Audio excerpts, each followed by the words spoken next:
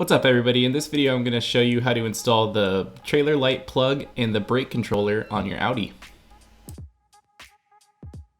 So you probably bought yourself a boat or a camper trailer and your only means of pulling it is with your fancy Audi. I mean, this thing has a trailer hitch and the dealership says you have a tow package, right? You go to plug in the lights, you have no plug, you call the dealership and they say, yeah, bring it in. We'll install that plug and brake controller for $2,300. Literally, I called my dealership and that's what they said. I think not. So if you have the tow package and you want to save a ton of money, here's how you get your Audi set up to pull a trailer. First, as you just saw, detach this existing plate. You'll notice a little gray clamp attached to the plug. You're gonna grab a flathead screwdriver and pop out that gray clamp. Once the gray clamp is out, push on this little black tab right here and then wiggle the whole plug free from the plate. Now here's the new 7-pin plug that you're gonna plug your trailer lights into. I'll leave a description to all these parts that I'm installing down below. Back of the plug, make sure you line up the channels on both sides and then squeeze them together. Put the gray clip back in, reinstall the plug, and now that whole part is done.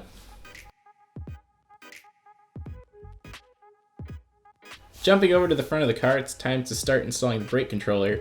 You're gonna need to grab yourself a Torx screwdriver, and for me it's a size T20. Then remove this plate under your dash.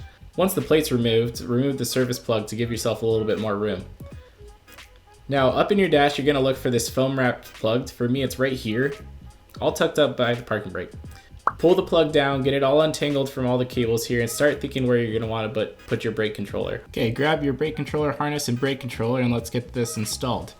When plugging in the harness, line up the teeth and make sure the pins are going in correctly. You're not gonna wanna force anything, it should just click nice and easy. Alright, once the harness is all in, route the cable right where you're going to want to put your controller on your left knee or right knee, and then reinstall the service plug. Now it's time to install the dash plate. So when you're installing it, you want to make sure you get the back into these little duck-looking clamps, and then push the front of the tab in, and then finish it off by putting in the screws that you just took out.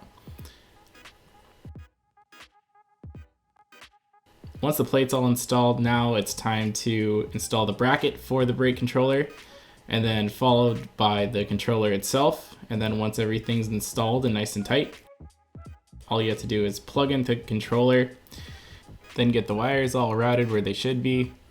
I threw some little black wire covering on here because, you know, it's a fancy car, gotta keep it fancy. And then for the last step, I'm going to grab this little indicator I have, plug it in, and run it through its left, right, brakes, and backup blinkers to test if everything is working. And it is, so that's the whole video, everybody. That's how you get your trailer all blinking and stopping and doing what it should. Hope this quick little video helped everyone out. If it did, I got plenty of them on my channel. Check it out. Thanks for watching.